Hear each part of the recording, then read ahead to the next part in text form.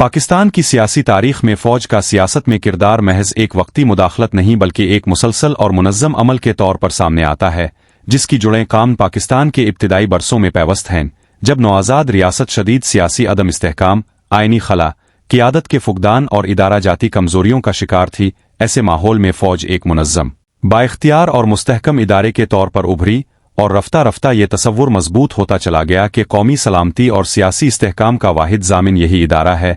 यही सोच आगे चलकर मोहम्मद अयूब खान के पहले मार्शल लॉ की सूरत में अमली जामा पहन लेती है, जब 1958 में सियासतदानों की बाहमी कशमकश, आइनी तातुल और इंतजामी नाकामी को जवाज़ बनाकर फ़ौज ने इक़्तिदार संभाला। अयूब खान ने अपने दून हुकूमत में बुनियादी जमहूरियतों का निज़ाम मुतारफ़ करवाया, जिसका मकसद बज़ाहिर निचली सतह पर अवामी शमूलियत को फ़रोग़ देना था, मगर दरहकीकत ये निज़ाम बालाई सतह पर इक़्तिदार को महदूद रखने और सियासी अमल को काबू में रखने का ज़रिया साबित हुआ।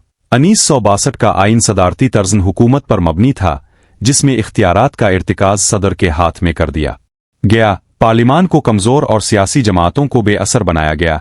अगरचे इस दौर में सनती तरक्की, ज़री इस्लाहात और इंफ्रास्ट्रक्चर की बेहतरी जैसे इक़दामात किए गए, मगर उनके समरात चंद मखसूस तबकात तक महदूद रहे, जिसके नतीजे में इलाकाई नाहमवारी, मुआशरती बेचीनी और सियासी महरूमी में इजाफा हुआ। यही महरूमियाँ आगे चलकर मशरकी पाकिस्तान में अलहदगी पसंद जज्बात को हुआ देती हैं।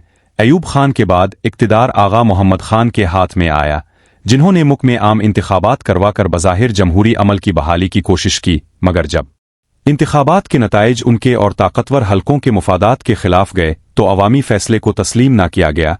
अक्सरियती जमात को इक़्तिदार मुंतकिल करने के बजाय ताकत का इस्तेमाल किया गया, जिसके नतीजे में सियासी बुहरान ने फ़ौजी तसादुम की शक्ल इख्तियार कर ली और बिलाखिर मशरकी पाकिस्तान की अलहदगी और बांग्लादेश के क़याम की सूरत में कौमी तारीख़ का सबसे बड़ा सानिहा रूनुमा हुआ। ये सानिहा इस हकीकत का वाज़े सबूत था कि फ़ौजी तर्ज़न हुक्मरानी सियासी मसाइल का हल नहीं बल्कि उन्हें मज़ीद पेचीदा बना देता है। इसके बावजूद तारीख़ ने सबक सीखने के बजाय खुद को दोहराना जारी रखा।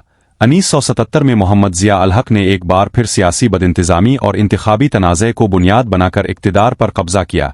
ज़िया अल हक़ का दौर इस लिहाज से मुनफरिद था कि उन्होंने इक़्तिदार के इस्तेहकाम के लिए मज़हब को रियासती पॉलिसी का हिस्सा बनाया। मजहबी कवानीन, हुदूद आर्डिनेंस और आइनी तरामीम के ज़रिए न सिर्फ सियासी मुखालिफिन को दबाया गया, बल्कि मुआशरे को भी एक ख़ास नज़रियाती सांचे में ढालने की कोशिश की गई।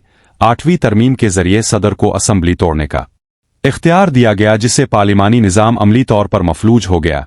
ज़िया अल हक़ के दौर में गैर जमाती इंतखाबात ने सियासत को नज़रियात के बजाय शख्सियात और बरादरियों तक महदूद कर दिया।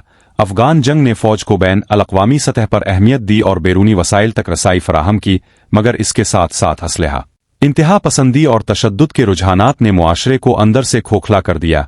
ज़िया अल हक़ के बाद अगरचे जमहूरी हुकूमतें कायम हुईं, मगर फ़ौजी असर और रसूख बदस्तूर बरकरार रहा। बिलाखिर 1999 में परवेज़ मुशर्रफ ने एक बार फिर मुंतखब हुकूमत का तख्ता उलटकर इक़्तिदार संभाला। मुशर्रफ ने खुद को एक जदीद, रोशन ख्याल और इस्लाह पसंद हुक्मरान के तौर पर पेश किया। उन्होंने मीडिया को निस्बती आज़ादी दी, मकामी हुकूमतों का निज़ाम मुतारफ़ करवाया और एतदाल पसंदी का नारा लगाया, मगर हकीकत में इक़्तिदार का मरकज़ बदस्तूर फ़ौजी क़ियादत ही रही। आइनी तरामीम, अदालती हल्फनामे और सियासी इंजीनियरिंग के ज़रिए जमहूरी अमल को कंट्रोल में रखा गया। जब अदलिया ने आज़ादी का मुज़ाहरा करने की कोशिश की तो इसे दबाने में भी देर ना लगाई गई। उन तमाम अदवार का मुश्तरका पहलू यह है कि हर फ़ौजी हुकूमत ने अपने अक़दाम को कौमी मुफाद, इस्तेहकाम और ज़रूरत के नाम पर जायज़ करार दिया, और अदलिया ने नज़र ज़रूरत के तहत उन इक़दामात को कानूनी तहफ़्फ़ुज़ फ़राहम किया, जिसके नतीजे में आइन एक मुक़द्दस दस्तावेज़ के बजाय ताकत के ताबे एक लचकदार मतन बनकर रह गया।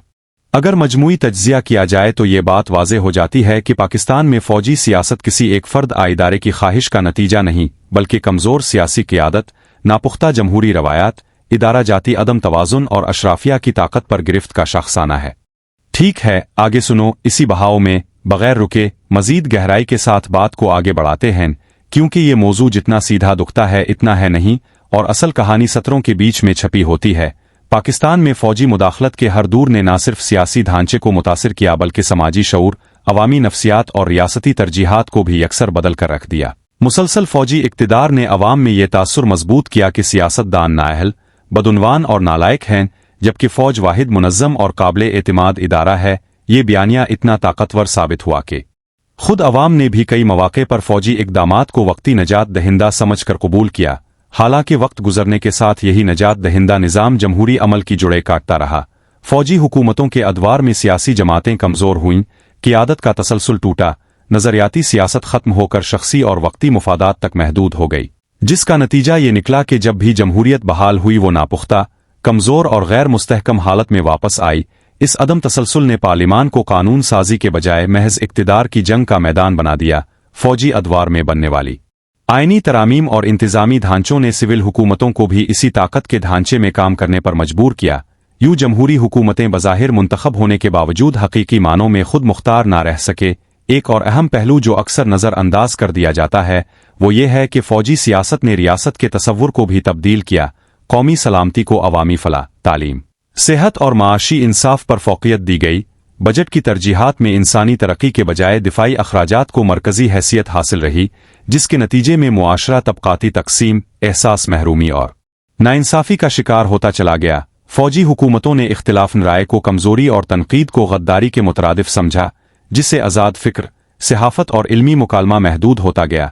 ये रवैया सिर्फ फौजी अदवार तक महदूद ना रहा बल्कि बाद में आने वाली सिविल हुकूमतों ने भी इसी तर्ज़ फिक्र को अपनाया, क्योंकि रियासती ढांचा पहले ही इसी सांचे में ढल चुका था। यूं देखा जाए तो फौजी सियासत ने सिर्फ इक़्तिदार पर कब्जा नहीं किया बल्कि सोचने के अंदाज को भी अस्करी बना दिया, जहां हर मसले का हल ताकत, कंट्रोल और हुक्म में तलाश किया जाने लगा।